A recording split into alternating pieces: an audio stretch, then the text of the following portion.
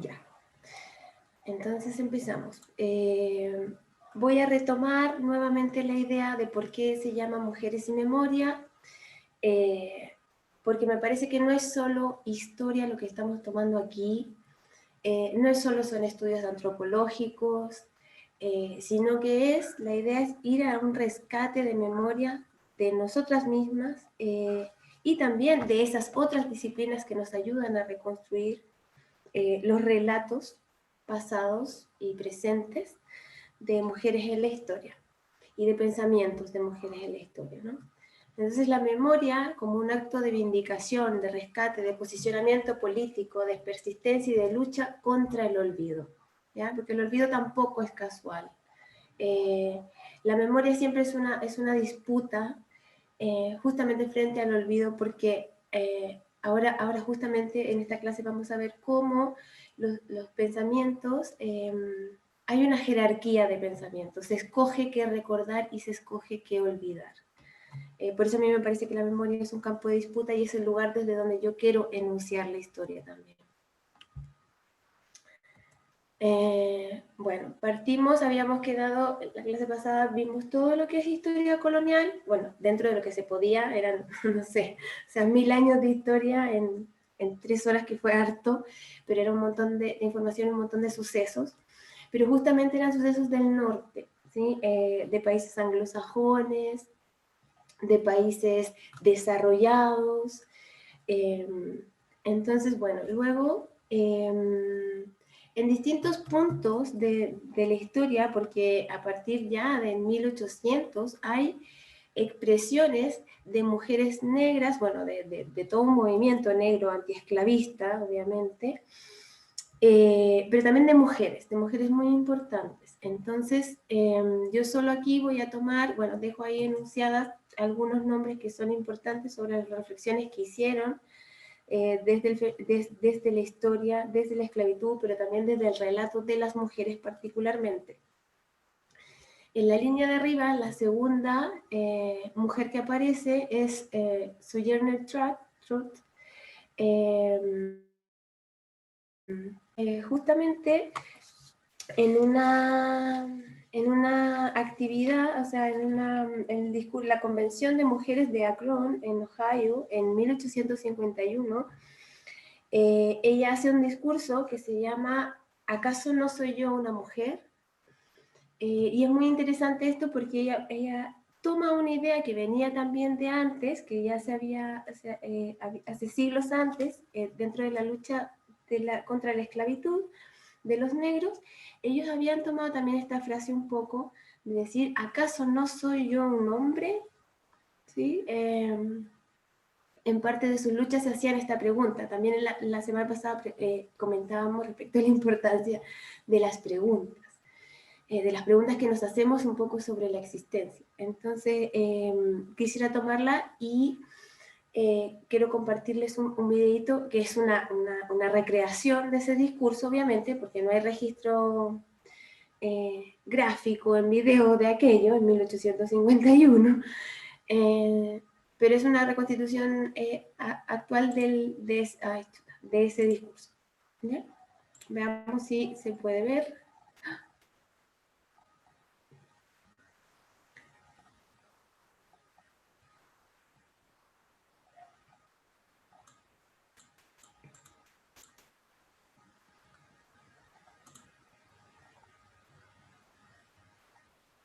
Entonces, denme un segundo porque se está cargando el video. Lo siento, mi internet no me está acompañando lo suficiente. ¿Está cargando?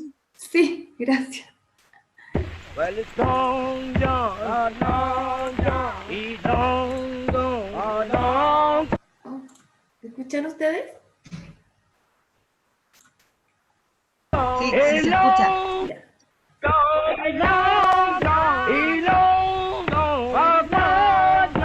If I had listened, what the roses say, what the roses say, I could been at home, I could been at home, then the roses say, and the roses say, well, if I wouldn't listen, well, I wouldn't listen, got to run and run, got to run and run. Bueno, señoritas, cuando hay tanto alboroto debe haber algo fuera de equilibrio. Creo que mientras que las mujeres del norte y los negros del sur hablen de derechos, el hombre blanco estará en aprietos. ¿Pero de qué estamos hablando? Ese hombre dice que las mujeres debemos ser ayudadas en los carruajes y alzadas sobre las zanjas y tener el mejor asiento de todos en todos lados. Pero a mí nunca nadie me ayudó a subir al carruaje o a pasar por un charco de barro, ni tampoco me dan el mejor asiento. ¿Acaso no soy una mujer?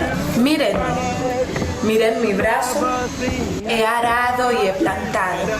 He trabajado tanto como ningún otro hombre puede sobrepasarme. Reuní los graneros. ¿Acaso no soy una mujer? Puedo trabajar y comer tanto como un hombre cuando recibo. Y aguantar los latigazos también. ¿Acaso no soy una mujer? He llevado a 13 hijos en mi vientre y he visto cómo los han vendido a todos a la esclavitud. Y cuando lloré con el dolor de una madre, solo Jesús me escuchó. ¿Acaso no soy una mujer? Cuando hablan de esta cosa en la cabeza, ¿cómo lo llaman? El intelecto. Sí, eso, el intelecto. ¿Qué tiene que ver eso con los derechos de una mujer y de un negro? Si mi copa es más pequeña que la tuya, ¿no serías cruel acaso si no me la dejaras llenar? Algunos hombres dicen que las mujeres no podemos tener tantos derechos como los hombres, porque Cristo no era mujer. Pero, ¿de dónde vino tu Cristo? De Dios y de una mujer. El hombre no tuvo nada que ver con eso. Si la primera mujer que hizo Dios tuvo las agallas para poner el mundo patas arriba por sí sola, todas nosotras mujeres juntas podemos volverlo a poner en su lugar. Y eso queremos hacer. Más vale que los hombres nos dejen.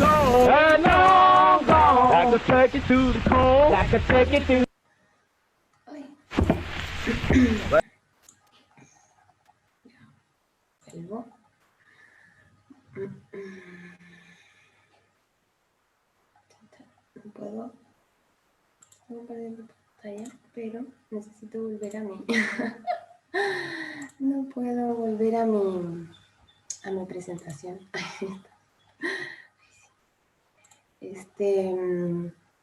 Bueno, entender que este discurso, insisto, siglo XIX, mediados del siglo XIX, entonces como entenderlo en su contexto, ¿no? Pero es interesante lo que dice ella porque va dejando sentadas las bases. Entendamos que ella se está produciendo según la narración que hicimos, insisto, de la narración colonial que hicimos en la historia del feminismo en la clase pasada. Se está haciendo la segunda ola, ¿no? Del proceso sufragista. Entonces ya hay reuniones de mujeres, ya está instalándose la idea de la vindicación, ¿no? De las reivindicaciones de mujeres, los derechos ciudadanos. Acuérdense que estaba todo esto enlazado bajo la lógica del modelo de pensamiento de la Ilustración, la razón, los conceptos universalizantes como el ciudadano, por lo tanto por eso aparece como uno de los elementos troncales de los derechos generales, pero también de las mujeres en ese momento. Y bueno, aparece una negra para decirles, porque también está todo el proceso de la esclavitud, que de hecho se suman en una primera instancia, y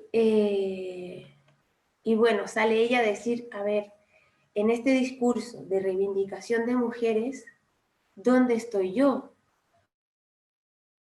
Hablan de mujeres como que no están hablando de mí, ¿sí? Y las categorías que han levantado para analizar la desigualdad de género, o de hombres y mujeres, a mí no me está representando tanto, porque yo tengo otras desigualdades, a mí se me suman otras violencias, ¿ya? Y empiezan a instalar otra categorización de opresiones, que es la raza. ¿sí? O sea, ya venía, insisto, de antes, pero se genera en términos teóricos, intelectuales, de publicaciones, comunicacionales, el concepto de raza. Importante eso, ¿ya? Entonces, por eso ellas hablan de una simultaneidad de opresiones, que vendría siendo la interseccionalidad que hoy día nosotras conocemos, porque está diciendo dimensiones de violencia que están atravesadas los sujetos y que no es de igual manera para todos, ¿sí? Porque yo por ser negra tengo otras violencias, yo por ser negra a mí nadie me da el asiento en ningún lugar, o sea, yo ni siquiera tengo derecho a subirme a los autobuses. Claro, las blancas por un lado estaban un poco diciendo, o había hombres en ese congreso que habían dicho que las mujeres sí se merecían, en esta lógica nuevamente muy machista, de decir que las mujeres entonces necesitaban un trato especial, porque eran estos seres delicados que había que cuidar, al alero como de varones que fueran protectores de estas mujeres y que había que ayudarlas a cruzar los charcos de barro en la calle y a subirse al carruaje y tal, y bueno, Sojourner Truth le dice, bueno, o sea, ¿qué carruaje? A mí yo tengo que caminar, yo no me puedo subir a ninguna parte, ¿no? Y aquí también generan otro concepto súper importante que es el privilegio epistémico, porque es desde dónde y quiénes están construyendo el pensamiento para criticar incluso, o sea, desde dónde está surgiendo el pensamiento crítico, ¿sí? Y si cabemos todos en esa construcción epistémica de conocimiento. Lo ponen ahí también en discusión. El feminismo negro en general, ahora estoy hablando como de la trayectoria que tiene en el tiempo y no estoy diciendo que esos conceptos hayan salido a mediados del 19, ya fue un proceso. Ponen entonces también a cuestionar este privilegio epistémico, entonces ¿quién accede a los espacios de conocimiento formal? No son en su mayoría las negras, o ha sido de manera más atrasada en el sentido de que quien ha tenido la potestad para acceder a los espacios educativos y para construir conocimientos son los blancos. Entonces ellos asumen otras formas también de conocimientos como es la experiencia, ¿sí? La práctica misma de la vida. Entonces cuestionan un poco esta idea y categorizaciones que se hacen de la división sexual del trabajo, porque dicen no podemos entenderla a secas, sino que tenemos que entender la división sexual del trabajo más la opresión sexual, o sea, la división racial también y social del trabajo, ¿ya? Y lo que hablábamos también en la clase pasada, reivindica la familia como un espacio seguro, porque el feminismo blanco como hegemónico lo que hace es cuestionar, empieza también en la década, o sea, siglo XIX en adelante, mitad del siglo XIX en adelante, empiezan a cuestionar el rol, ¿no?, de la mujer dentro de la sociedad. Y ya un siglo después, siglo XX, en la tercera ola que conocemos, insisto, en la historia colonial, en el relato colonial de la historia, lo que nos dicen es, y acuérdense que hablamos de la Betty Freeman, va a aparecer a colación la Betty Freeman después, que nos dice, bueno, el malestar que no tenía nombre. Identifica que ese malestar que no tenía nombre era el estereotipo y la opresión de la dueña de casa. Estamos pensando en la dueña de casa norteamericana, con una casa linda, porque además había todo un aparataje simbólico, publicitario y tal sobre la buena ama de casas. Ya estaba todo este proceso como yo les contaba, veníamos del proceso de industrialización, de tecnologización de las cosas, entonces todos los aparatos para el hogar eran presentados por mujeres con una estética particular, con una casa muy aseada, todo brillante, feliz. Entonces la Betty Freeman dice, escucha, todo lo que me están mostrando afuera a mí no me calza ni creo que es una tremenda opresión el canon de la dueña de casa. Y por una parte yo creo que tiene razón, pero no es lo único, o sea, como que queda corta Betty Freeman para entender la opresión de las mujeres.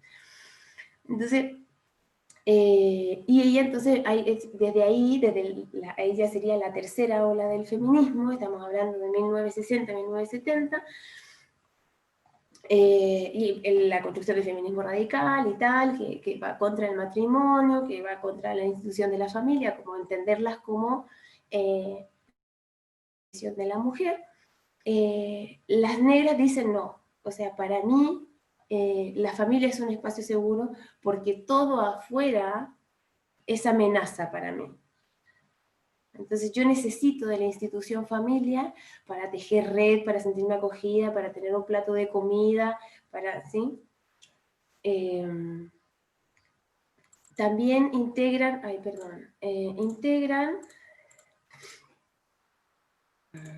la espiritualidad y la música como un acto de liberación, ¿ya? Esto también va porque entendamos que son afroamericanas, entonces también en su lucha hay una reivindicación profunda sobre su cultura, sus raíces, ¿sí? De dónde vienen. Bueno, y también cuestionan la sororidad, porque la sororidad también parte ahí en ese feminismo de la diferencia,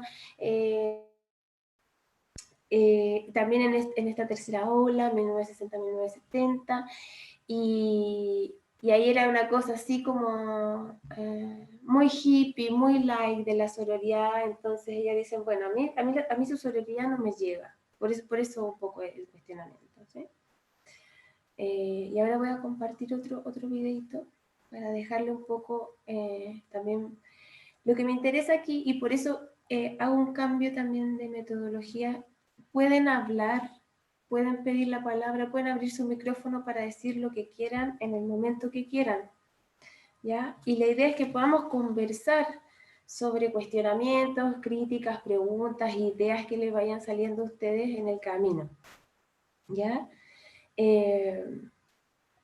Porque aquí se empieza justamente estos feminismos empiezan a desestructurar las metodologías en que se están haciendo las cosas, la epistemología, la genealogía del conocimiento, es decir, las raíces, cómo se ha construido, quiénes las han construido y cuáles han sido esas metodologías. Y bueno, lo que se dan cuenta y una de las grandes críticas que tienen es que siempre aquí se instala con el racismo una colonialidad.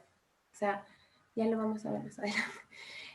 Una colonialidad en donde hay sujetos que detentan el conocimiento y otros sujetos a quienes se les es negado el conocimiento.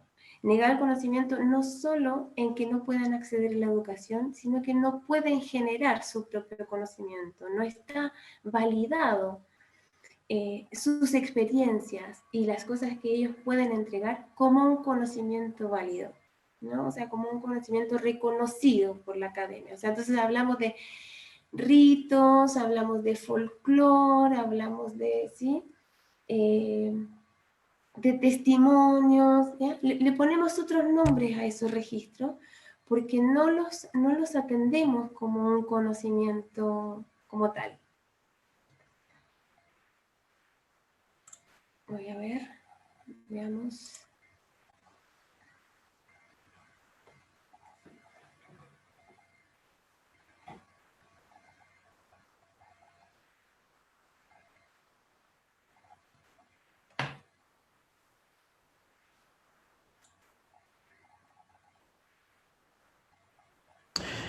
Hi, I'm Dr. Amy Killen. I have my own medical practice.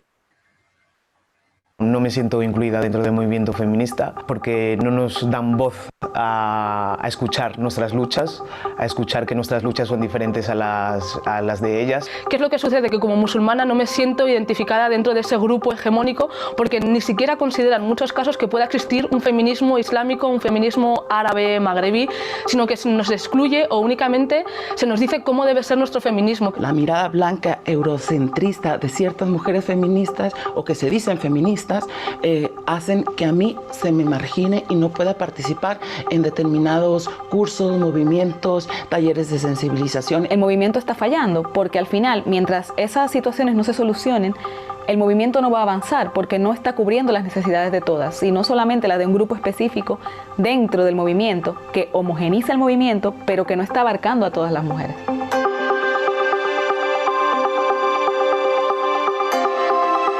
When I say intersectionality, I'm being quite literal. I'm referring to the idea that racism, sexism, classism, homophobia, they're like deep grooves in our society. They're like the axes that crisscross our culture. If you think of it as roads traveling north to south, east to west, and the traffic is the discrimination, the things that come rolling through. Some people live in intersection. The failure of movements, of interventions, of strategies of reform to deal with those marginalized cases of racism and sexism because they don't look familiar. So it's political intersectionality, women being marginalized by the very movements that claim them. A mí me intersecciona ser árabo-magrebí, hija de inmigrantes y musulmana. Me intersecciona las relaciones sexoafectivas, la raza y la clase.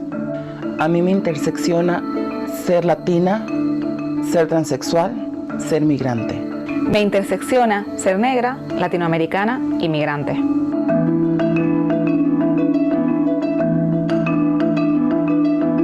Hay luchas diferentes dentro del feminismo, y es que además tiene que haberlas, porque cuando el feminismo plantea a todas las mujeres como una masa homogénea que tiene las mismas problemáticas, se olvida muchas veces de cuestiones como la raza que nos afectan a todas. Cada vez que el feminismo consigue logros muy concretos que solamente están afectando o están beneficiando a las mujeres blancas, se exponen como logros que se han conseguido para las mujeres. Uno de los ejemplos más concretos es el tema del sufragio.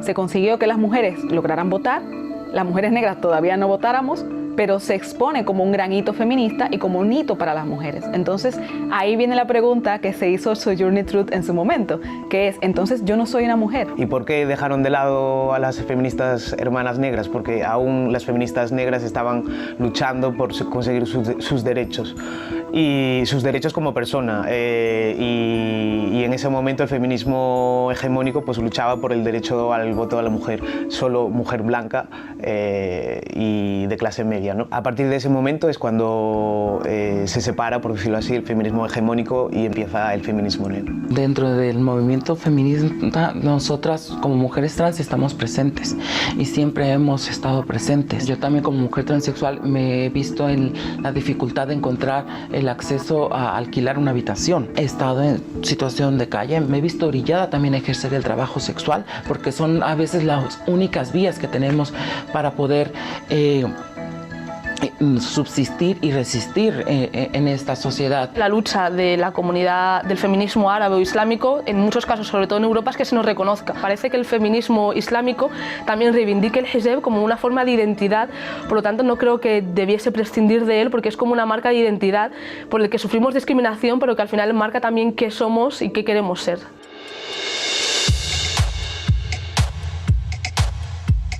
Durante la manifestación del 8M, durante la huelga, muchas mujeres hacen huelga, pero de repente mujeres racializadas que trabajan para ellas, que cuidan sus niños, que limpian sus casas, no hacen huelga.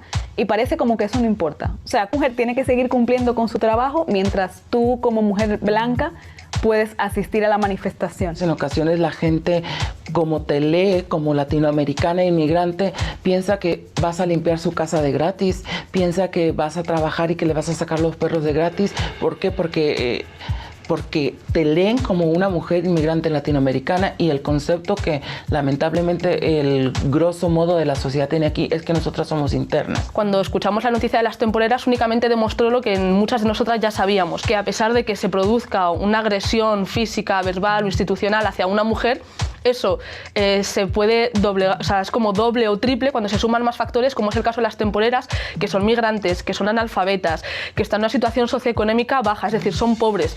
Y el que no se le diese tanta importancia a este caso como si se le ha dado a otros casos de agresiones machistas o agresiones violentas hacia la mujer, demostraba que vivimos en una institución que no solamente es machista, sino que además es racista. mientras algunas ansían romper ese techo de cristal, otras mujeres están en el lodo de la sociedad, están en el estrato más bajo. El techo de cristal incluso no puede existir porque el 85% de las mujeres transexuales, incluyendo las españolas, están en paro. Entonces, ¿cómo vamos a hablar de ello cuando ni siquiera tenemos la primer base que es la necesaria para nuestro sustento y para nuestra visibilización y permanencia en esta sociedad? Si las mujeres racializadas, migrantes o no, tenemos una lista de 15, 20 prioridades, el techo de cristal no está incluido, por la sencilla razón de que las mujeres blancas o no racializadas, europeas, de frente al techo de cristal se ubican en una posición, digamos que están en el suelo. Nosotras no estamos ni siquiera en el suelo, estamos como en una serie de sótanos por debajo del suelo.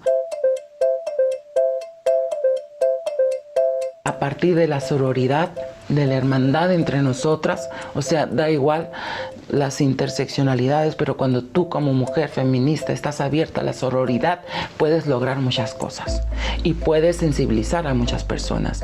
Pero si lejos de ello vas a utilizar todas esas interseccionalidades para irte apartando, muy difícilmente vamos a cambiar el mundo.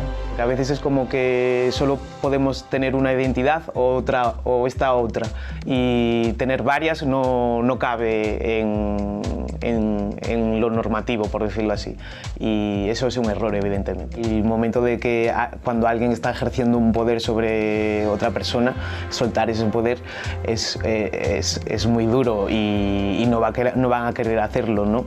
Entonces la lucha continúa.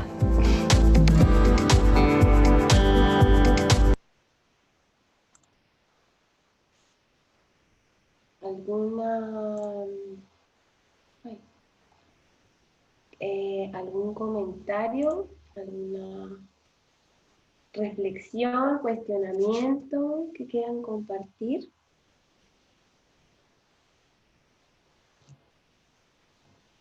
Solo iba a comentar que la tienen bien difícil la comunidad trans acá en Latinoamérica y en el mundo en general, pero Chile todo me conmueve la forma en que tienen que desenvolverse, lo mismo que dice la persona que estaba representando en el fondo la chica, cómo fue empujada o de alguna forma presionada para ejercer el comercio sexual y para viviendo en la calle. Esto no es digno para ninguna persona.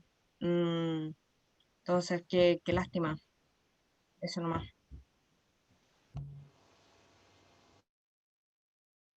Sí, sí, o sea, es tremendo y es algo que también creo que nosotras hemos ido invisibilizando, y por eso es que la pregunta de qué es ser mujer aparece en distintos espacios de la historia, con siglos de diferencia, pero seguimos preguntándonos qué es eso, justamente para ver cómo podemos trabajar en conjunto con la diversidad de mujeres que somos. Y desde mi punto de vista, para mí eso trasciende la genitalidad. O sea, yo creo que aquí hay cuerpos feminizados que vivimos, compartimos violencias.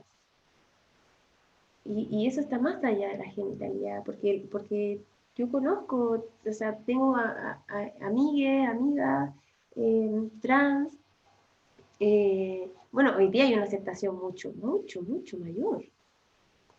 O sea, yo conocí un caso de una chica trans hace 20 años atrás, que ella quería estudiar, Karim se llamaba, le perdí la pista, es súper heavy también. De hecho el promedio de vida de las travestis transexuales es mucho menor al promedio de vida de cualquier otro sujeto.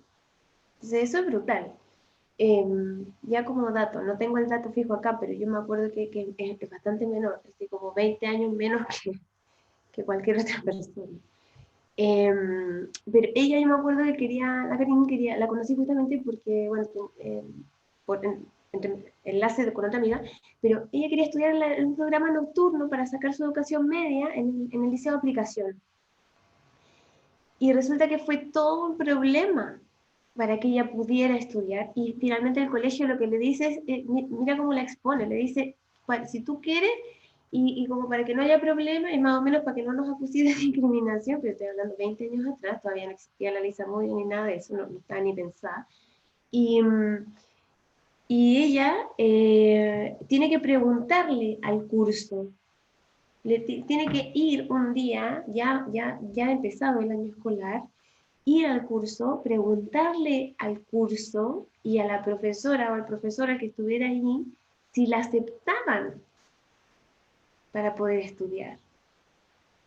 Y bueno, sí la aceptaron y todo, y pasaron un montón de cosas ese año y tal, pero ahí uno ve, o sea, como, igual estamos hablando siglo XXI ya, o sea, ¿cachai? Como año 2000, y un liceo emblemático, etcétera, que uno esperaría que tuviera más herramientas, la expone todo el rato, solamente porque ella quería ser nombrada con otro nombre, y quería ser, se posicionaba en el mundo con un género distinto al biológico, digamos. Ese es un tremendo tema, las trans. Y ahí también nosotras, yo creo que todo el feminismo tiene que revisar profundamente nuestras prácticas. En eso también me refería un poco cuando en la clase pasada hablábamos de esta diversidad tan grande que engloba el feminismo. O sea, porque a mí no me cabe, no, o sea, si quiere constituirse como movimiento político, digo, no puede, este paraguas no puede integrar transfobia y diversidad al mismo tiempo. O sea, no, ¿cachai? Es como lo que decíamos, liberales y anticapitalistas, punitivistas y anticarcelarias, transfóbicas y teoría queer, no sé, o sea, como que creo que ahí también tenemos que pensar bien cuáles van a ser esos márgenes, porque a mí no me cabe todo, a mí la transfobia no me cabe en el feminismo, lo siento, pero no. En fin, esa es mi postura, es una posición personal. ¿Alguna opinión, perdón, comentario? Yo supe que hace un tiempo atrás, a raíz de que una familia, que igual tenía Lucas seguramente, tenía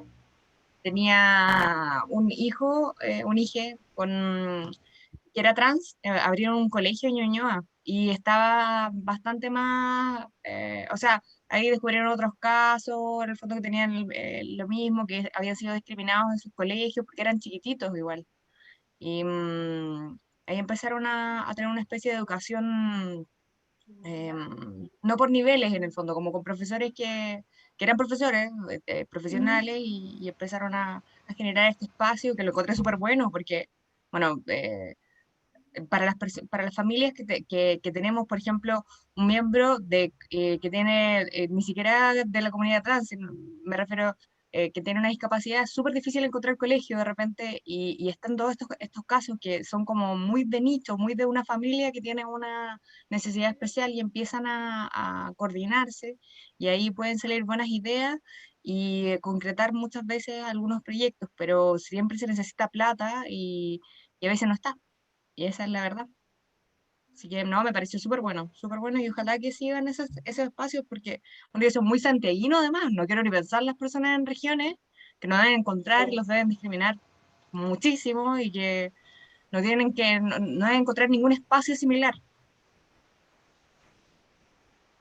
Sí, sí, totalmente, es muy, muy fuerte. Yo no sé si puedo compartir otra experiencia personal, porque sé que me extiendo, pero hace unas semanas atrás, nosotros hacemos un trabajo en un campamento que se llama El Peñoncito. Desde mayo aproximadamente que yo estoy participando en trabajo ahí justamente con mujeres. Y hace un poco tiempo atrás, mi hija también va a trabajar allá, ella conoció a una mujer trans que estaba en condición de calle y que se fue a vivir al Peñoncito, estaba en muy malas condiciones, la Yuli, y la traigo aquí al presente porque hace unas semanas murió la Yuli. Fue súper doloroso para todos nosotros, de verdad que es un tema que a mí todavía me afecta un montón. Pero a lo que quiero llegar es que yo ese día, cuando fui al velorio y todo eso, ella murió en un accidente de tránsito, se cayó de una micro y no sabemos bien cómo fue la circunstancia, pero la cosa es que falleció. ella estaba muy mal, con una depresión muy profunda, en una situación de vida, de subsistencia muy precaria. Y yo pensaba todo eso ese día, ¿cachai? Pensaba todo eso, decía, ¿por qué? ¿Por qué todos llegamos tan tarde? ¿Por qué esta sociedad? Porque ella no solo era pobre, ¿cachai? No solo era mujer, además era trans, además era latina, además era morena, además no había tenido acceso a la educación, no tenía cero, absolutamente cero red de apoyo. No había nadie de su familia que la comprendiera, ni siquiera en el mismo campamento era comprendida totalmente. Tenía que cuidaba para subsistir, cuidaba a un señor que la maltrataba también verbalmente, justamente por su condición y su orientación e identidad sexual. Entonces, tremendo. Yo eso miraba ahí, miraba toda esa situación, miraba ahí el velorio. Afuera pusieron un cartel donde estaba su nombre del carnet de identidad. Nosotras con mi hija también discutimos eso porque no, ella no es Javier, ella es Yuli. Y nosotros despedimos a la Yuli. El Javier aquí no existe, el Javier no tiene margen. Y no hubo caso que lo entendiera la gente del campamento, no es mala onda, pero no. Entonces, todas esas cosas, y después uno se viene igual con la sensación de que hay tantas Yuli, ¿cachai? Hay tantas Yuli por ahí que no vemos, porque además queremos invisibilizar la realidad que incómoda, porque es una realidad incómoda, ¿no? Cómo la abordamos, cómo le decimos, cómo la abrazamos, ¿cachai? Pasan un montón de cosas a su alrededor que son muy, muy fuertes. Lo digo porque a veces pensamos y conversamos estos temas como que estuvieran lejos, como que fueran en otro lugar, como que no pasaran por al lado de uno. Y pasan al lado de uno. Pasan al lado de uno. Y es hora de que empecemos a tomar posicionamiento real frente a esas cosas. ¿Sí? O sea, cuando molestan a alguien en la calle, cuando el tipo le grita maricón por atrás, cuando, no sé, no la dejan subir a la micro o qué sé yo. O sea, es hora de que todas, en verdad, porque esto está pasando en el espacio público y en el espacio privado, de manera como libre, como impune, siento yo. Sobre todo las violencias a las disidencias. Siento que pasan bien impunes. Como para que nos hagamos parte, ¿cachai? Nos hagamos parte de esa lucha, del cambio de relaciones. Bueno, eso. Me gustaría referirme a una cosita, ¿sí puedo? Por supuesto, todo lo que quieran. Quiero todo abrazarte porque qué sensible lo que acabáis de comentar, me imagino que debe ser súper, súper doloroso. Es súper duro, es muy duro. Y luego, a raíz de lo mismo, creo que tiene mucha relación con el nombre de esta clase de Mujeres y Memorias, porque en el momento en el que quieren tapar, invisibilizar, los mismos vecinos, la gente que la gente que está al lado, la gente cercana, en el momento que quieren invisibilizar, como tú decís, lo que incomoda, ahí se está haciendo como esta atrocidad de imponer esta hegemonía de qué es lo que tenemos que recordar, que él es un hombre, que no es una mujer. Y me parece escalofriante, qué tremendo. Solamente quería como hacer ese alcance, la importancia, de nuevo, ¿no? La importancia de la memoria. Y como tú decís, que es una acción que se hace carne a diario. Y que afortunadamente estamos nosotras y nos tenemos para ir haciendo esas reivindicaciones culturales en todo momento. Siento que nosotras crecemos mucho en la medida que nos juntamos, conversamos, dialogamos y compartimos esta experiencia. Y qué bonito saber también que esto que la misma hegemonía ha tratado de invisibilizar, ¿no? Las mujeres se juntan, espérate hijo por favor, las mujeres se juntan a hablar de amor, las mujeres se juntan a hablar de romance, las mujeres se juntan a hacer weás, disculpa la expresión, y no, pues, las mujeres nos juntamos a construir una realidad diferente, a buscar una alternativa, a filosofar, no por nada todas estas mujeres han planteado el qué es ser mujer, cuestionándolo, como tú decías otro día, hemos llegado a nuevas conceptualizaciones. Y eso lo hacemos en estas reuniones de mujeres que han querido hegemónicamente decir que es nada, que es perder el tiempo, que es increíble. Agradezco mucho ese paso. Sí, totalmente. Y se replica un montón por todos lados. Por eso yo también como que digo, cuando pensamos en la ola feminista, pensémosla de manera mucho más abierta, mucho más amplia, ¿no? No es solo un hito en un lugar particular, son muchos hitos pasando simultáneamente. Y en ese sentido, se me pasó, yo quería hablar, voy a hacer un pequeño paréntesis, pero no puedo dejar de mencionar que ayer, fue 25 de noviembre, fue el Día contra la Violencia hacia las Mujeres, el Día Internacional. Decir que fue una marcha preciosa, preciosa, que habían cientos y cientos y cientos de mujeres, eran cuadras y cuadras de mujeres marchando hacia la Moneda, y manifestándose en todo el mundo, al mismo tiempo, o sea, ¿sí? Todas juntas construyendo, tejiendo una red, posicionándonos en un espacio, en una cultura, poniendo el cuerpo, la cuerpa ahí, abrazándonos, admirándonos mutuamente por una cantidad de performances, de expresiones, de cantos, gritos, carteles, llenos de creatividad, de amistad, de cariño. Quiero rescatarlo porque siento que eso es femenino. O sea, si vamos a apuntar para algún lado, tratemos de apuntar para allá, ¿no? Y bueno, contar en esta idea de la memoria que el 25 de noviembre se conmemora por las hermanas Mirabal, ¿cierto? Minerva, Patria y María Teresa, de República Dominicana, que un 25 de noviembre de 1960 fueron brutalmente asesinadas. Ellas hacían activismo político, de clase, pero también, no sé si puedo decir feminista, son un ícono feminista, pero representaban las mujeres igual saliendo a espacios y quebrando la norma de ser mujer, además en América Latina, y además en una América súper racializada, súper colonizada. Creo que eran mujeres de vanguardia completamente. Ellas fueron, insisto, asesinadas a palos, así, a golpes de palo, y luego fueron aventadas en un auto, en un vehículo por un barranco para que pareciera un accidente, porque ella habían hecho mucho contra el dictador Rafael Trujillo. Y a partir de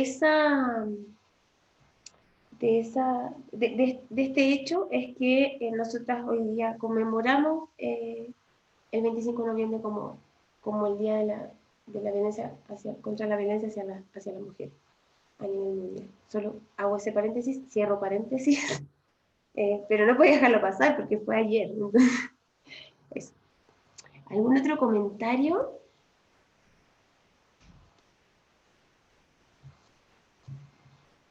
¿No? ¿Continuamos?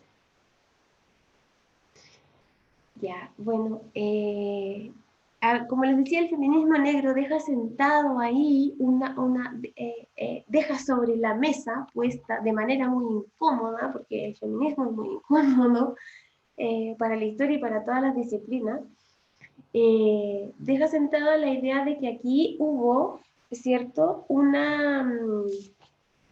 hubo una categorización de los sujetos. Finalmente, todo lo que estamos hablando y toda la teoría feminista que hemos abordado es pensar cómo justamente estos mismos pensamientos, estos paradigmas teóricos, epistémicos, intelectuales, culturales, hacen categorizaciones de los sujetos, ¿ya? Entonces, en algún momento, el movimiento feminista sienta la base de que hay una categorización sexual del trabajo, luego después de varias reflexiones decimos hay una categorización de género, y aquí las feministas negras dicen hay una categorización étnico-racial a partir de características fenotípicas. O sea, porque yo puedo ser mujer, pero si además soy mujer y negra, pasan cosas distintas, estoy en un lugar distinto de la sociedad, ¿ya? Y eso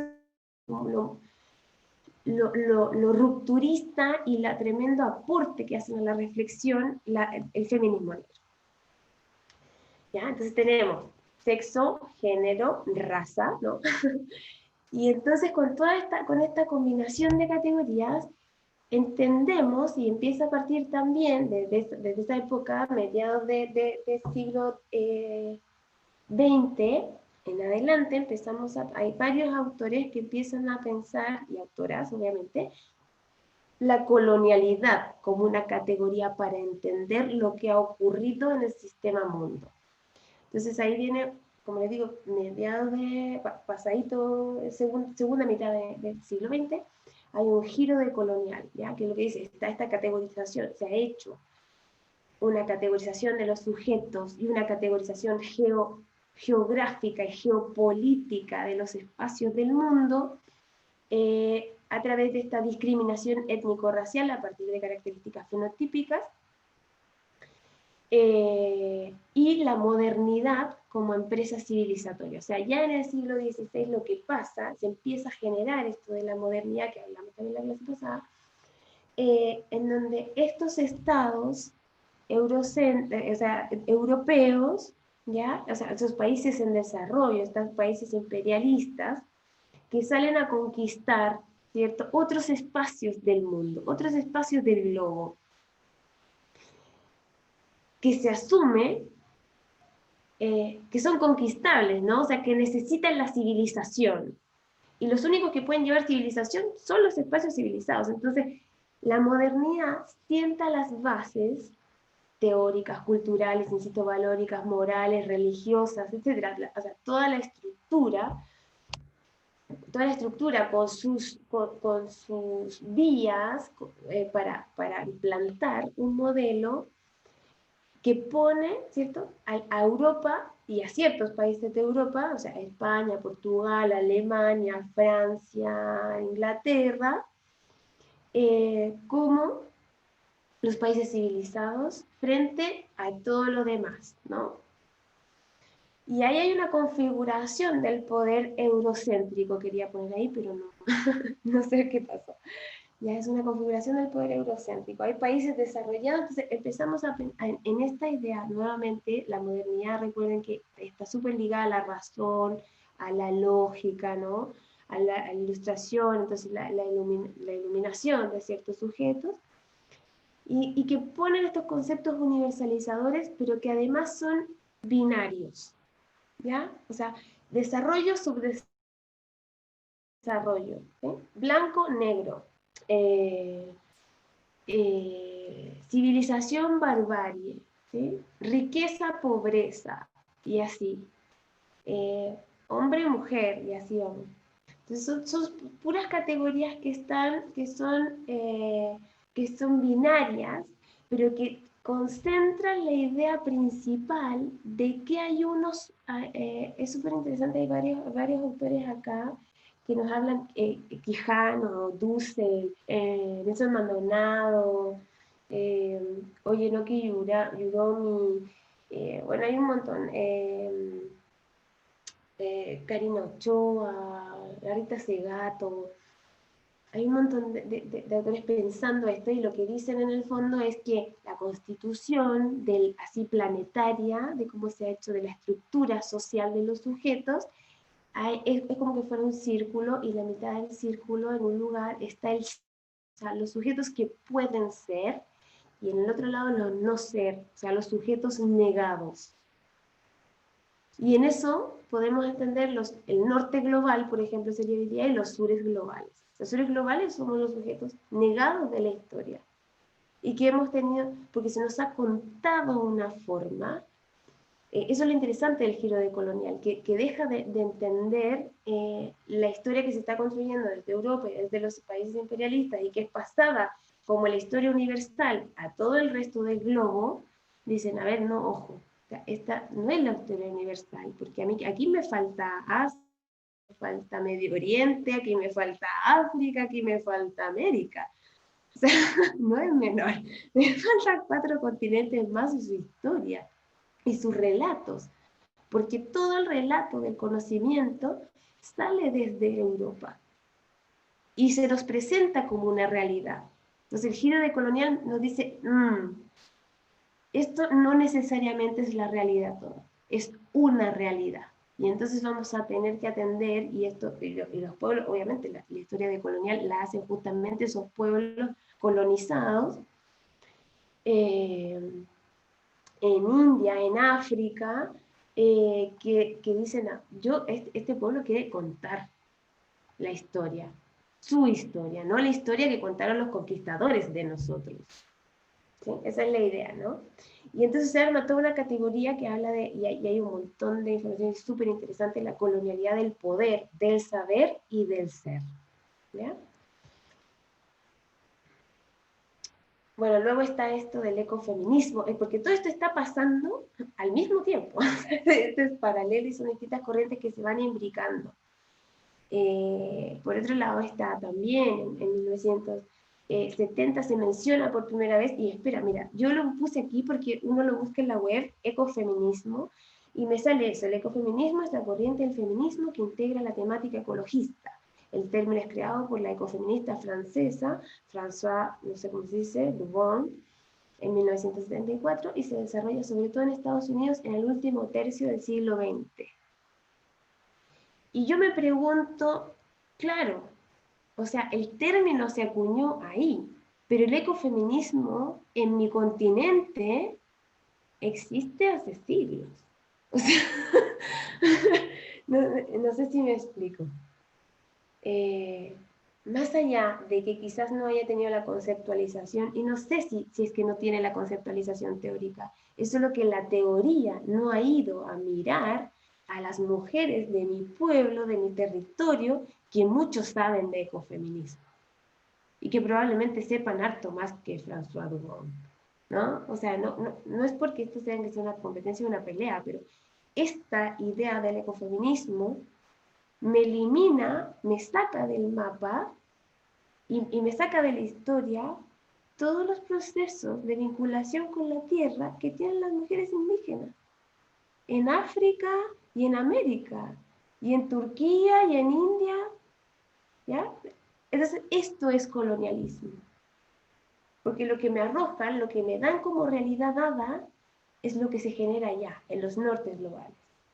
Los nortes globales no tenemos, o sea, es como que no tuviéramos ninguna construcción cultural, filosófica, ni nada, porque quedamos en el campo, insisto, del testimonio, del folclore, nos ponen en un campo de subalternidad constante, en todas las dimensiones posibles. Bueno, no sé si nos alcanza el tiempo para... quisiera poner otro videito. Ay, no. Ay, no puedo llegar a mi... Aquí. No puedo llegar a mi... No puedo salir de aquí. Ahí está.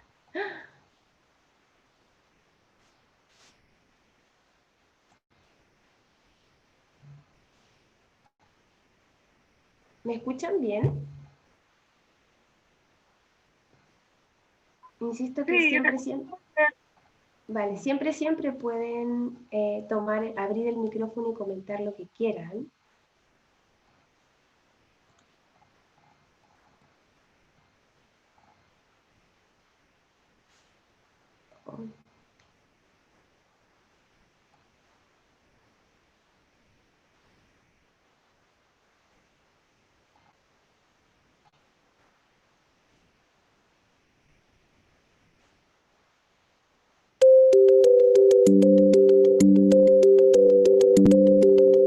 Hoy es un día particular, hace 2 años que en Honduras asesinaron a Berta Cáceres, y justamente su figura reúne muchas de las dimensiones que hacen a nuestras luchas.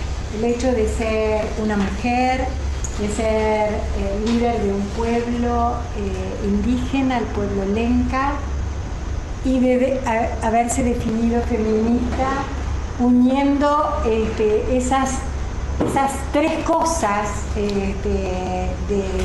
de la vida que nos atraviesan en identidades múltiples que todas tenemos, ¿no? Que estamos en un lugar, en otro, en otro, en otro. Entonces resume una parte muy significativa de liderazgos en América Latina y también de una pluralización del ser feminista, que hace 30 años éramos solamente un grupo de locas, seguimos siendo, ¿no? Igual un grupo de locas, pero quiero decir, menos reconocido como tal, como un grupo más como de élite, si se quiere, no por voluntad propia, sino sencillamente porque éramos pocas. Y en el correr de los últimos años, y en particular en los últimos 10, 15 años, se ha dado una pluralización de las sujetas, de los cuerpos, de las cuerpas del feminismo, desde interpelaciones diferentes y de construcciones también muy diferentes del ser feminista. Evidentemente no es lo mismo ser feminista en una comunidad indígena que en un barrio popular de cualquier ciudad, como tampoco es lo mismo ser blanca que ser negra o afrodescendiente. Entonces, bueno, de esas interpelaciones, o ser quebradora de coco como en Brasil, o trabajadora doméstica, entonces desde esas múltiples interpelaciones también se ha ido enriqueciendo la perspectiva feminista.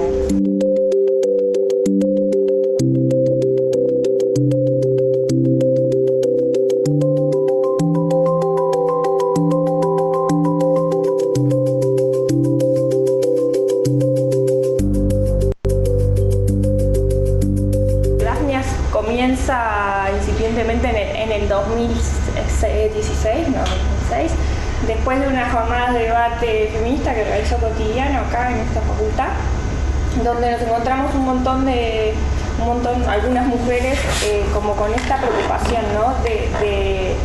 de la dimensión, cómo cruzar, ¿no? los problemas ambientales desde un punto de vista feminista, ¿no? Y desde el punto de vista de las mujeres, y encontrar esas intersecciones que creímos que en el país todavía no se estaba dando ese tipo de discusión.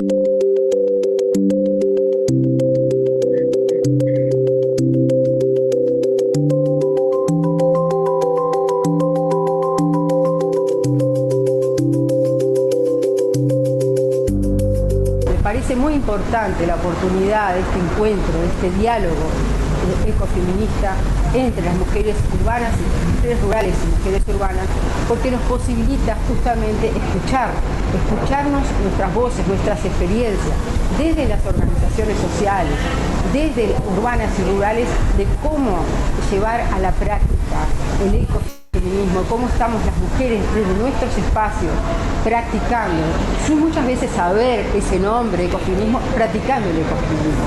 Entonces, esta es una oportunidad para poder entrelazarnos y poder buscar estrategias que nos permitan a ambos espacios continuar en nuestras luchas y continuar justamente buscando ese espacio de encuentro donde podamos fluir, ser nosotras mismas, pero también posibilitar un avance en la defensa de nuestros territorios y nuestros pueblos.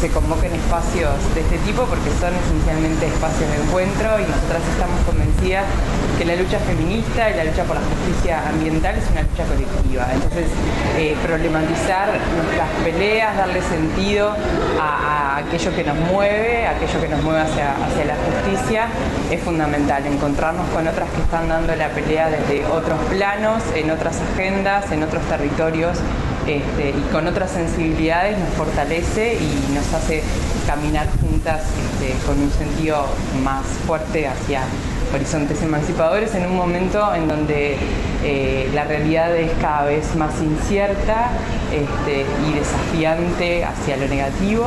Entonces, darle sentido a nuestras peleas, enriquecernos conceptualmente con otras construcciones de compañeras que hace mucho que vienen impulsando, nos parece fundamental.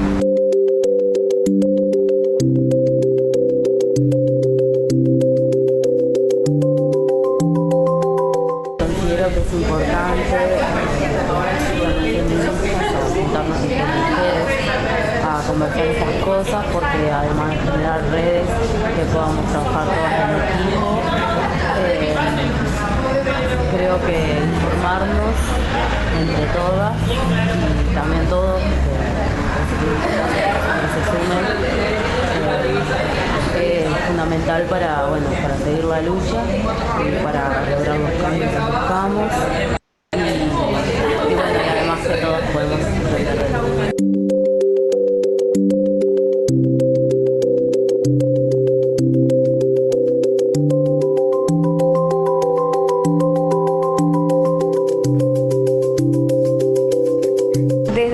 Creemos que es importante estos conversatorios como el que hicimos hoy sobre ecofeminismo, porque creemos que en la gran crisis ambiental en la que estamos viviendo y social es necesario empezar a discutir sobre esta intersección, ¿no? Y el ecofeminismo nos habla siempre de poner en el centro la vida, y poner en el centro de la vida implica darles valor a los trabajos de cuidado que han estado siempre sobre hombros femeninos, y también darle valor a la naturaleza, pero un valor más allá del económico, ¿no?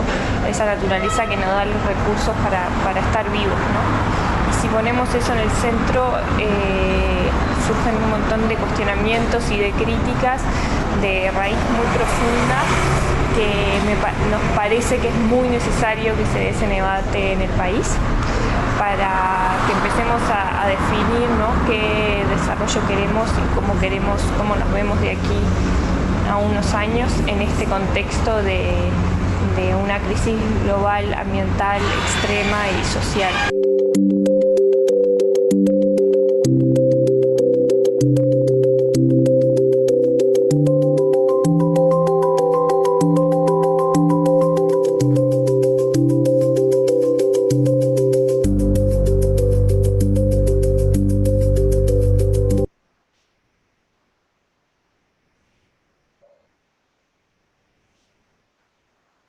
Recuerden que siempre está abierta la palabra.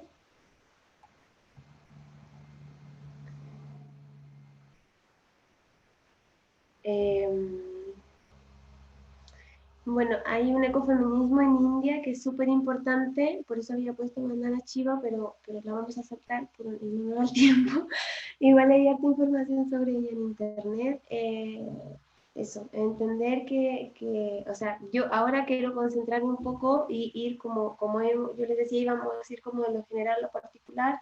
Me estoy trayendo la discusión hacia Latinoamérica, pero obviamente son procesos que no son exclusivos nuestros, tenemos particularidades y tenemos cosas muy compartidas, por eso se genera esta idea de sures globales en tanto espacios explotados y colonizados, con la misma lógica de negación de esos seres que habitaban ese espacio antes. De hecho, recordemos que en esta discusión sobre en esto que estoy diciendo yo, la negación del ser, por ejemplo, está cuando se hizo toda una discusión si los indígenas latinoamericanos eran personas. No, cuando digo esta negación del ser es muy literal. Cuando hoy día discutimos que las personas trans son personas, ¿se merecen ser tratadas como personas o son algo, una desviación, una enfermedad, como se ha hablado? Ahí hay una negación del ser, ¿ya? Y esa lógica colonial, por eso la menciono tanto, porque está presente hoy día. O sea, se impuso a la fuerza, a sangre, a genocidio, pero también a violación, también a embarazar a las mujeres de aquí para instalar la raza que ellos traían. En fin. Hoy día se expresa de otras maneras, pero sigue súper latente, ¿ya?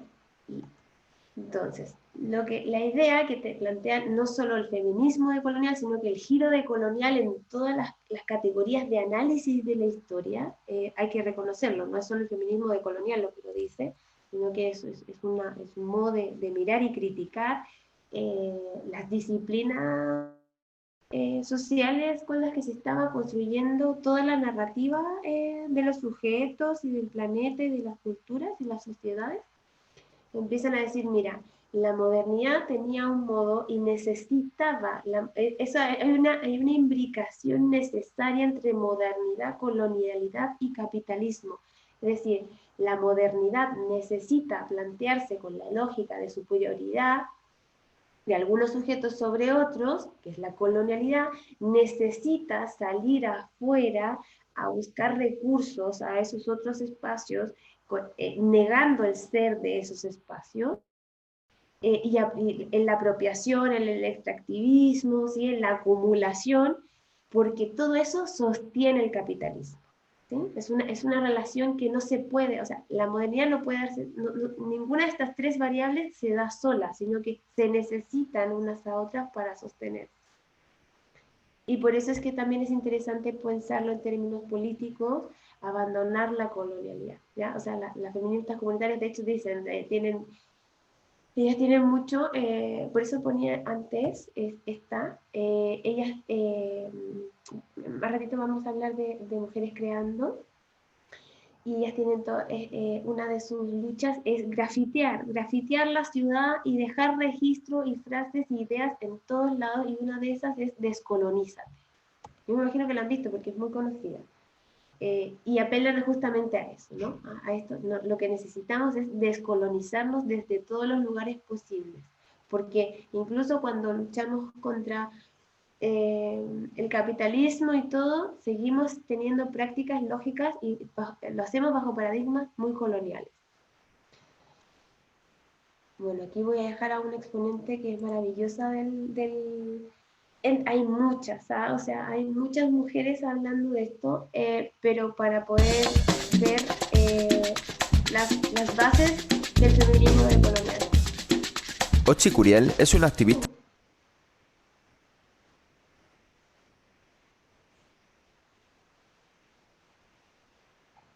Perdón.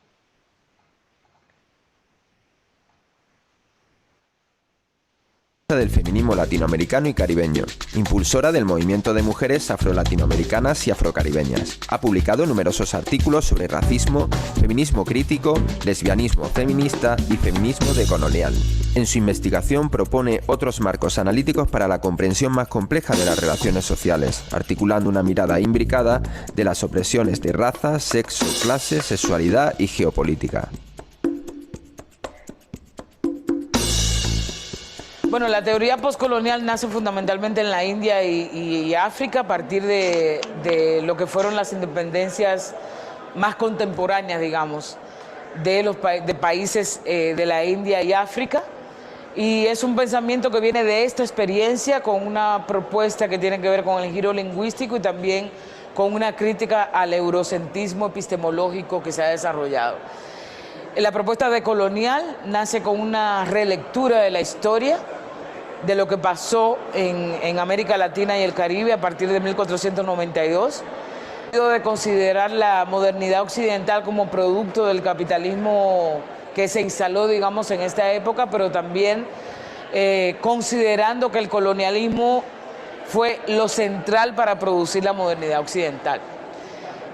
A partir de ahí, digamos, se desarrollan varios elementos como un concepto clave que es la colonialidad como una secuela de eso que pasó desde el 1492 hasta el día de hoy, de cómo el capitalismo, digamos, funciona, de cómo el racismo funciona, de cómo las opresiones funcionan. Y además, el feminismo decolonial tiene que ver con una crítica al interior del feminismo en su universalidad, digamos, a pesar de la subordinación de las mujeres. A partir de ahí retomamos diferentes propuestas que yo misma he sido parte, digamos, de esos movimientos, como por ejemplo el feminismo negro, que lo que hace es cuestionar esta universalidad de las mujeres, que no considera la raza, la clase, la sexualidad, etcétera, lo que es la imbricación de las opresiones, no solamente como identidad, sino como una episteme que explica cómo se articula esta trilogía modernidad, colonialismo y capitalismo global, ¿no? Retomamos también aportes de otras corrientes políticas como el feminismo autónomo, donde cuestionamos un poco la institucionalidad del feminismo. Esa institucionalidad viene dada por las políticas que aplicó el Banco Mundial, el Fondo Monetario Internacional, la Cooperación Internacional del Norte, el proceso de ONGización, es decir, cómo parte del movimiento se convirtió en ONGs, donde se empezó a burocratizar la práctica política. Retoma también parte del lesbianismo feminista como para entender el régimen de la heterosexualidad como un régimen, digamos, que toca todo tipo de relación social, no solamente la sexualidad en términos de práctica sexual, y que instala ese régimen lógica como el matrimonio, la familia nuclear, la ideología de la diferencia sexual, y que tiene efectos, digamos, no solamente en las lesbianas, trans, gays, sino también en todas las relaciones sociales que tenemos, ¿no? Y el feminismo decolonial también tiene una cosa muy importante en términos epistemológicos, es decir, cuáles son las categorías que utilizamos para explicar esa realidad, y además desengancharnos de las categorías modernas que se inventaron en esta trilogía, como por ejemplo democracia, Estado moderno. O sea, no solamente criticamos las categorías en ese sentido, sino que lo hacemos prácticas políticas en torno a una propuesta autónoma. Le damos importancia mucho a otras maneras que no son la escritura, a pesar de que escribimos bastante, no es descartarla, pero sí darle importancia a otras formas de conocimientos, a otras formas de producir pensamiento, como cuestiones artísticas, como cuestiones visuales. El artivismo yo creo que es una cosa muy importante que retomamos como una cosa muy, muy interesante. La historia oral, digamos, como parte de recuperar una parte del pensamiento que no se ha institucionalizado en la academia. En conclusión, el feminismo decolonial es práctica y acción. Al mismo tiempo que estamos pensando y teorizando, estamos haciendo práctica política, y al revés, es decir, estamos haciendo práctica política y a la vez pensando y teorizando sobre nuestra realidad y lo que queremos proponer como proyecto político. La clave sería pensar una relectura de la historia. O sea, yo creo que nos contaron una historia, la historiografía hegemónica nos contaron una historia donde supuestamente los colonizadores eran conquistadores y descubridores, ¿no? Hemos dicho, no solamente nosotras, sino también grupos indígenas y afros, que lo que hubo a partir del 1492 fue un etnocidio histórico que todavía tiene secuelas, digamos, en esta colonialidad contemporánea. La otra clave es pensar que somos sujetas y sujetos con conocimiento, con experiencia, que son válidas, sea que tengas academia o no tengas, que hay una recuperación, digamos, de los conocimientos. Digo recuperación porque históricamente los pueblos han tenido una serie de conocimientos que no se valoran como conocimiento, precisamente por esa institucionalización del pensamiento. Y la epistemología, digamos, que se ha instalado en términos occidentales de solamente considerar cierta manera de producir conocimiento que además se asume como neutro, objetivo, etcétera, etcétera, ¿no? La otra clave, como lo dije anteriormente, yo creo que tiene que ver el pensamiento y la acción. Yo no concibo particularmente un feminismo decolonial que no tenga una práctica política. Y últimamente yo creo que lo decolonial y el feminismo decolonial hay sectores, digamos, que lo han institucionalizado desde la academia, y yo creo que un feminismo decolonial necesariamente tiene que hacer una práctica política colectiva y que tiene que ser parte de un movimiento social articulado a muchos movimientos al mismo tiempo. Entonces, por un lado, es una crítica a todo lo que significa universalizar, una crítica a categorías estables, modernas, occidentales, a estos pensamientos, digamos, que solamente se asumen como válidos, para proponer un desenganche epistemológico, como diría Esther Hall, y al mismo tiempo proponer otras categorías analíticas que nos permitan fortalecer las prácticas políticas en las que estamos inmersas, digamos. Bueno, una de las cosas que hemos dicho, no solamente las que nos llamamos feministas decoloniales, sino que viene del feminismo autónomo precisamente, es ver cómo a partir de los años 80, 90 se fortaleció mucho lo que es, digamos, la presencia de instituciones globales como el Banco Mundial, como el Fondo Monetario Internacional, como la ONU, en definir las agendas políticas de muchos de los movimientos. Dentro de eso está la Cooperación Internacional del Norte.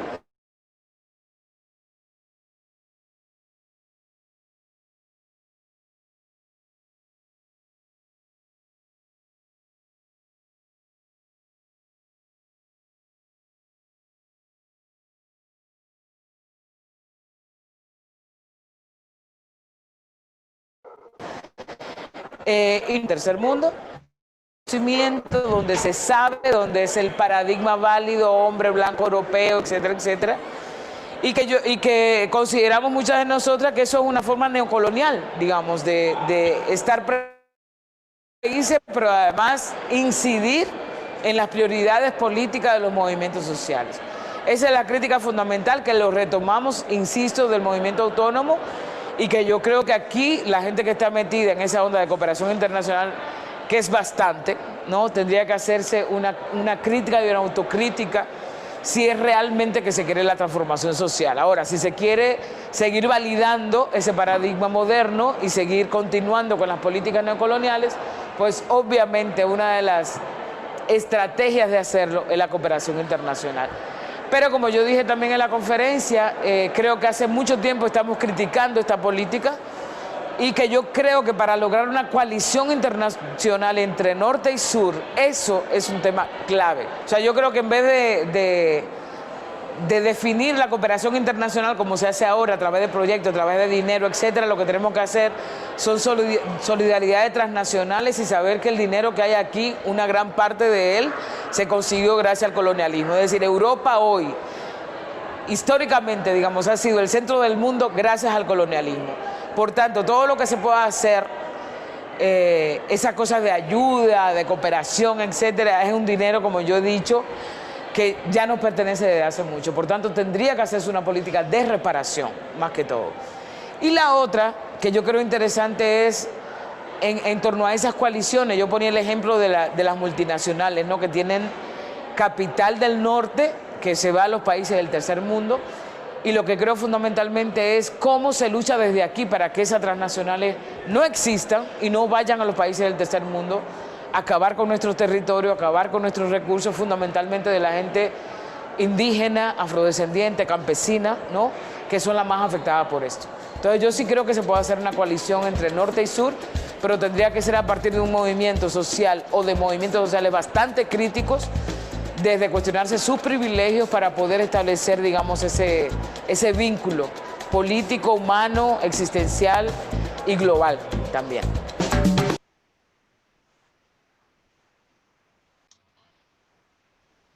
No puedo acceder a mí.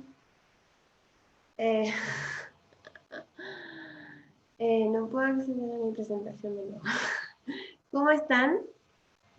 ¿Algún comentario? ¿Pregunta? ¿Crítica? ¿Sugerencia?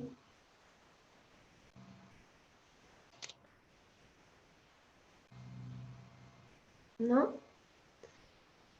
Bueno, hay muchas, es muy difícil en tan poco tiempo tratar de transmitir toda la cantidad gigante de ideas, reflexiones, críticas, propuestas que existen a partir del feminismo decolonial. Hay varias exponentes, yo puse aquí algunas, está María Lugones, que es como un poco una de las primeras que empieza a hacer estas reflexiones, a sentar las bases de la crítica decolonial, con perspectiva feminista. Está Karina Ochoa, hecho también reflexiones muy interesantes respecto a eso, a pesar de que ella hace algunos años se ha distanciado del movimiento feminista, teniendo sus críticas con él. Fue feminista, no entiendo si hoy día como tal, no sé si se declara como no feminista, solo que yo entiendo que hace algunos años se separó, al menos de los movimientos donde ella participaba. Acá abajo está Yudelkis Espinosa, luego está Ochi Curiel, que ya la escucharon, y está Aura Cumes, que son teóricas, digamos, que han aportado un montón al debate teórico del feminismo decolonial. Todo eso lo pueden buscar y tal. ¿Ya? A mí me parece interesante como uno de los movimientos decoloniales, creo que uno de los más grandes, que se mantiene hasta el día de hoy y que ha revisado un montón de prácticas en las formas de hacer política, de vivir, de habitar el espacio, y que junta ideas del feminismo autónomo, del feminismo crítico, del feminismo decolonial y del feminismo comunitario, son las zapatistas. O sea, las zapatistas son un ejemplo, yo creo que súper invisibilizado nuevamente por esta lógica eurocentrista que tenemos todos, porque ha sido implantada en nosotros de esa manera, hemos entendido la historia de esa manera y todo el rato estamos mirando hacia allá. Es decir, a mí, por ejemplo, otro ejemplo súper básico, que las elecciones de Estados Unidos, o sea, yo creo que son importantes, pero es una cosa, cadena nacional mundial.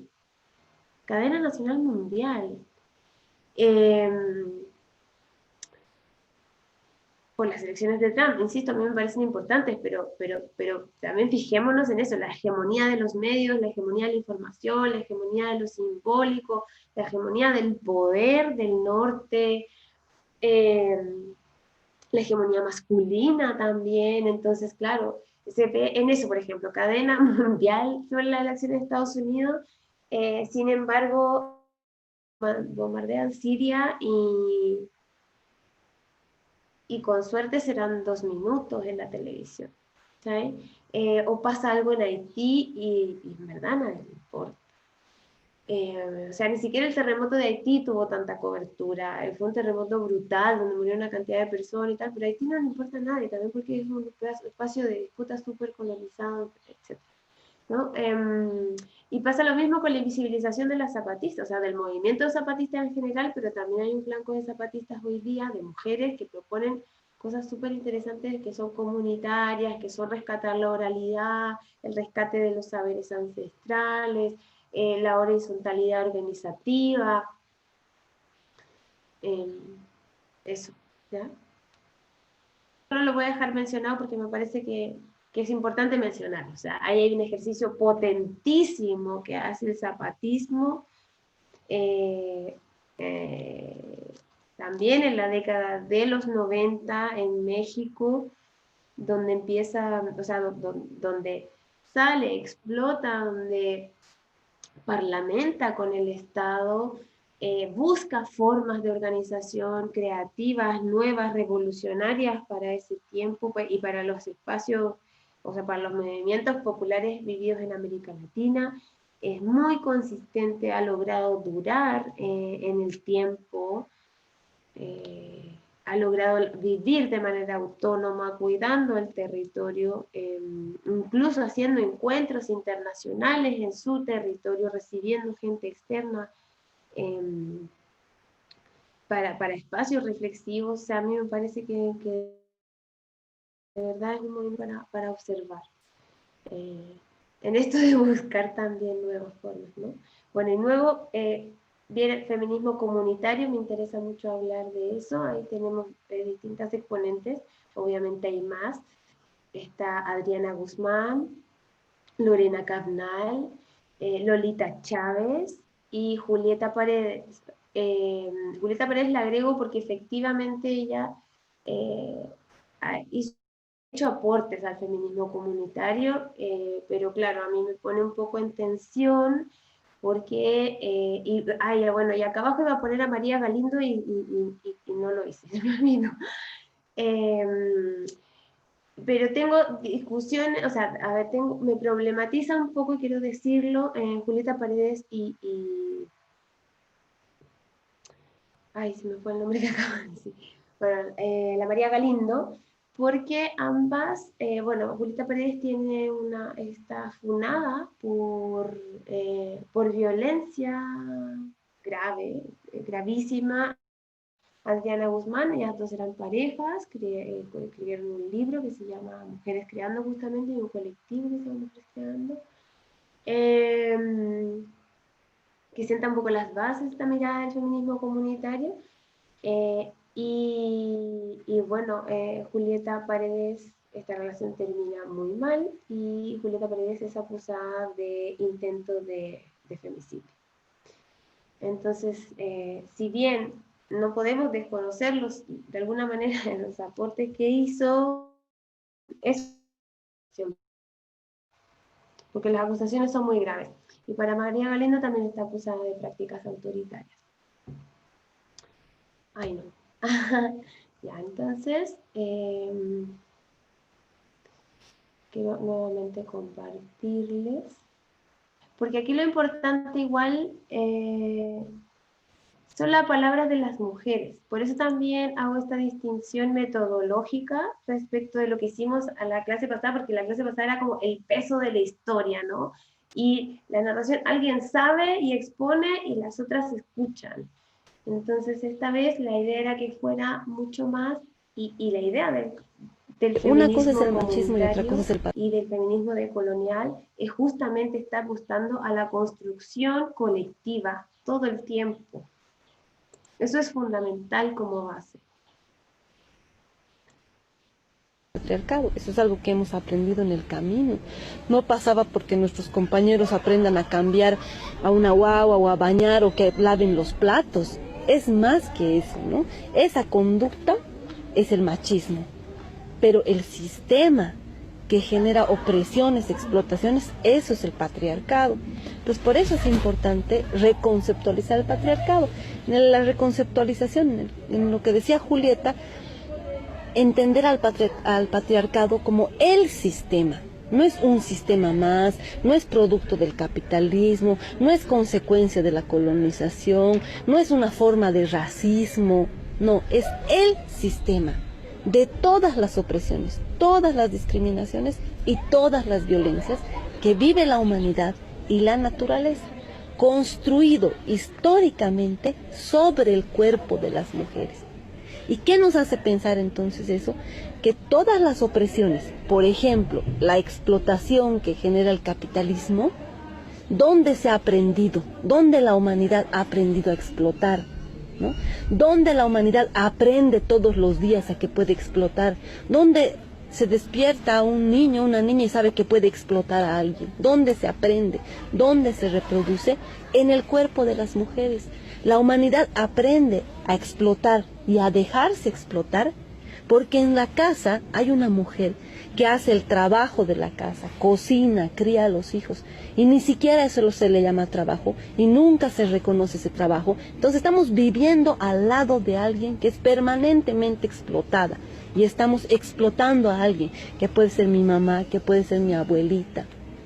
Entonces ahí la humanidad ha aprendido la explotación en el cuerpo de las mujeres.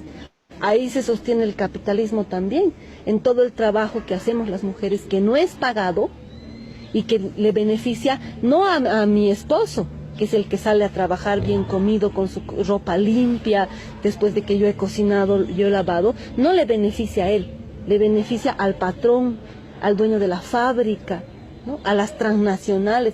Ellos se quedan con esa plata de ese trabajo que estamos haciendo las mujeres y que no es pagado. Y por eso la lucha es contra el patriarcado. Por eso la lucha es contra el patriarcado capitalista, neoliberal, colonial, racista, transnacional.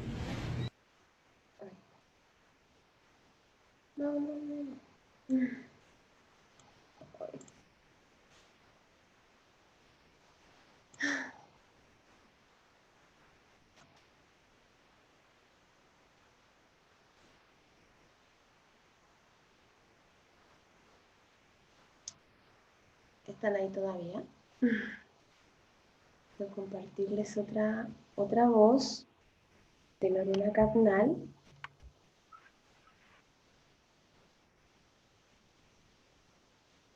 pueden, insisto, siempre está abierto el micrófono para que comenten lo que quieran.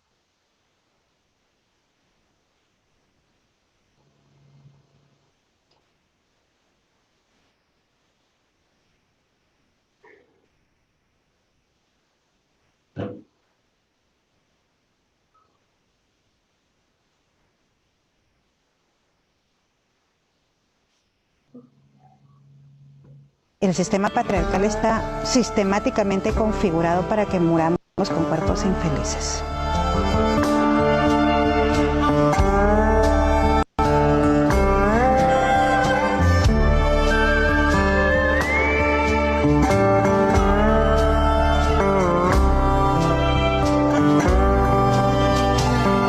Las luchas también pasan por la sanación de estos cuerpos que han tenido múltiples opresiones. Es en estos cuerpos donde radica la energía vital para emanciparnos.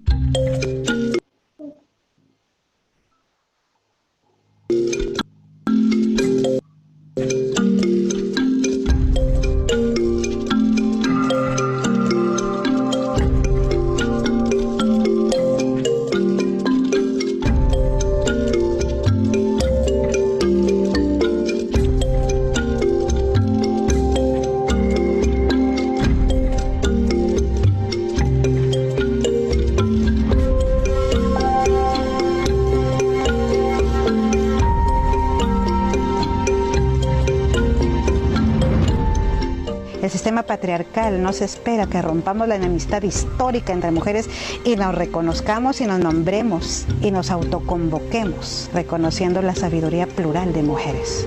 Es decir, toda la memoria sanadora de las abuelas, de las madres, de las tías, de las hermanas, a través de reconocernos en las fases de los ciclos lunares, las plantas, las hierbas, el agua, la tierra.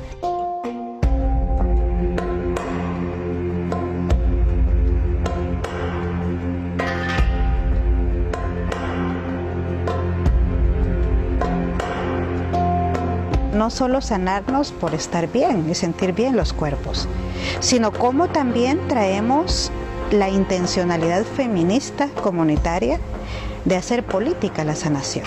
Nosotras decimos sanando tú, sano yo, y sanando yo, sanas tú. Creemos que cuerpos sanados son cuerpos que también se emancipan.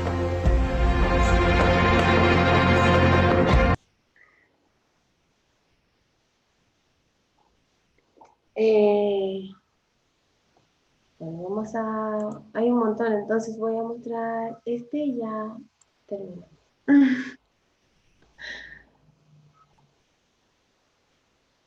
Solo para que haya una amplitud de voces.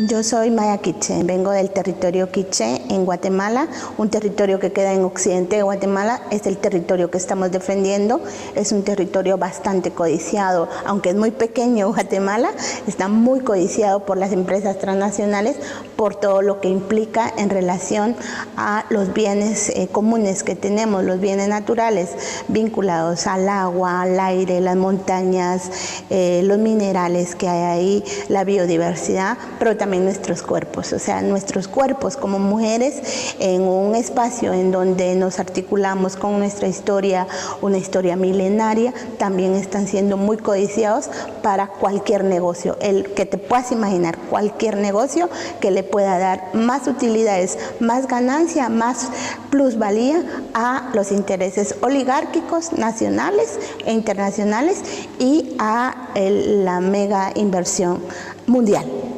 Se sigue generando violaciones sexuales en los territorios. Hay mujeres que ya hemos sido desplazadas política y territorialmente.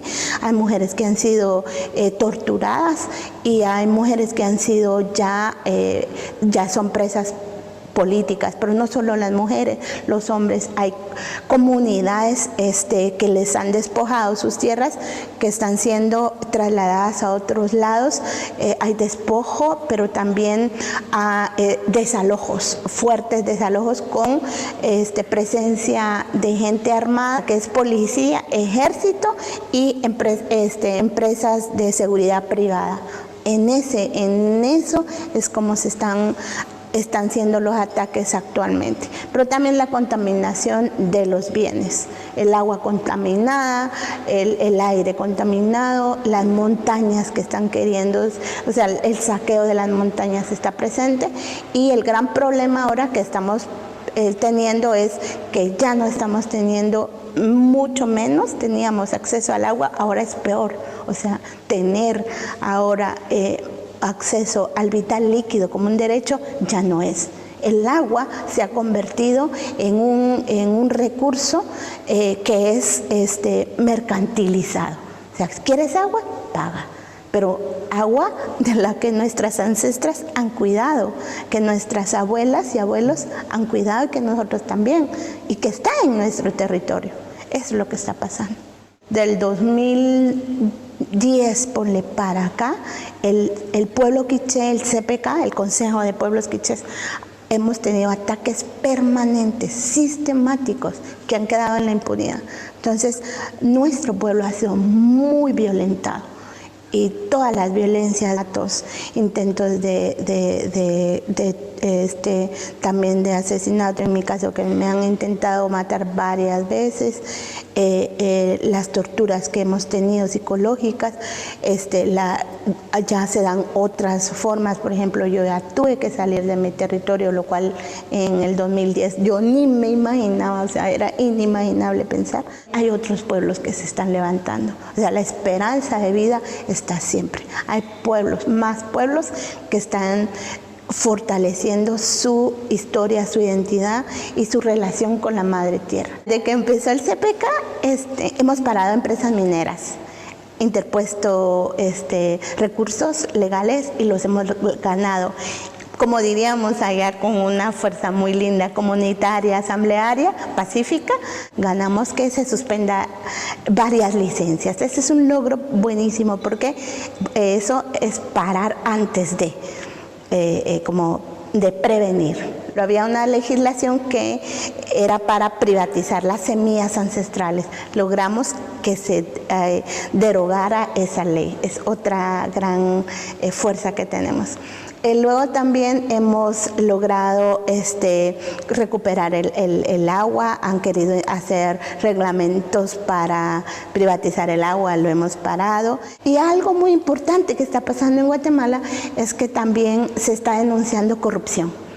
Y entonces, en general, no solo el pueblo quiché, sino todo el pueblo, los 4 pueblos que cohabitamos en Guatemala, hemos llevado a la cárcel a como personas que están vinculadas en corrupción e impunidad, pero no son que tienen cargos pequeños, es al presidente. O sea, hay un presidente de Guatemala, Otto Pérez Molina, que lo habíamos denunciado los pueblos, que es genocida, corrupto, pero hasta ahora se logró que vaya a la cárcel. Y nosotras, las feministas comunitarias, uno de los logros que podríamos decir es que estamos sanando juntas.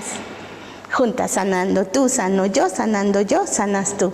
O sea, estamos tejiendo la sanación plural y una sanación que vincula la reciprocidad de la vida.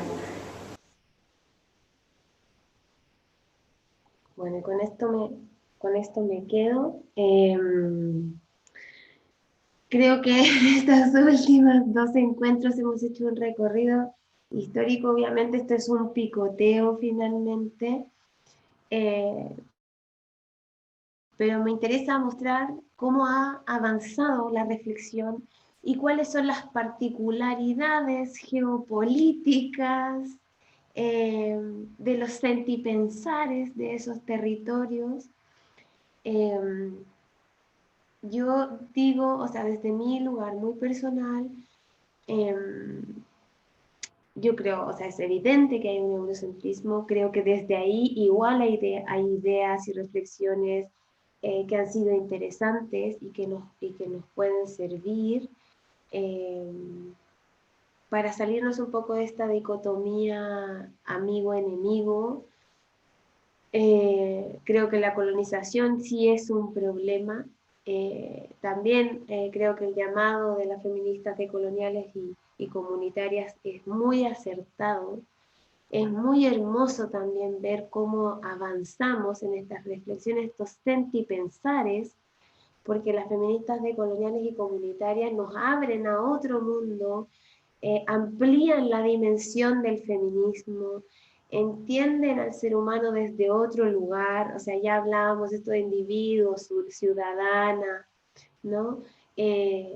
Mujer, acá se abren, a mí me parece muy hermoso cómo se integra la sabiduría ancestral, hay un reconocimiento del ser vinculado con todo su medio ambiente, su ecosistema, con todos los seres vivientes y elementos que comparten la existencia de esos seres. A mí me parece muy interesante también poder retomar eso, ser conscientes de aquello.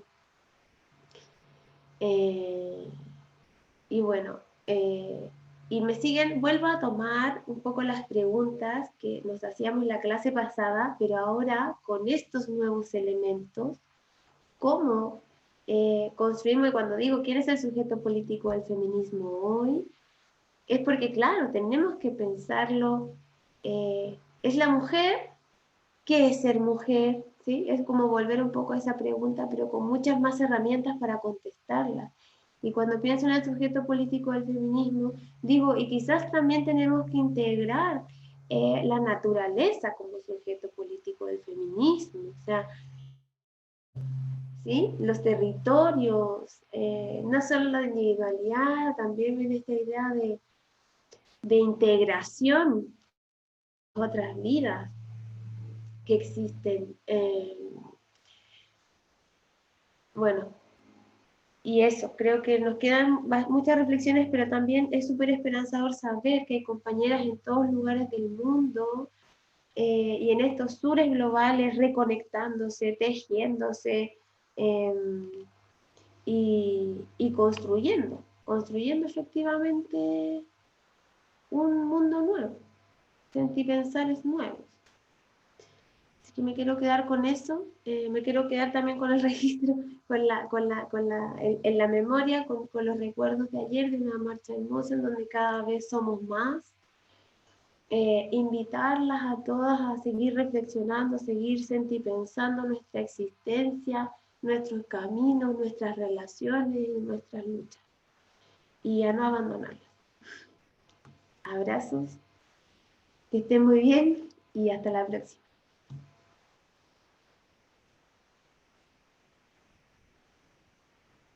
Si alguien quiere decir algo, queda abierta igual.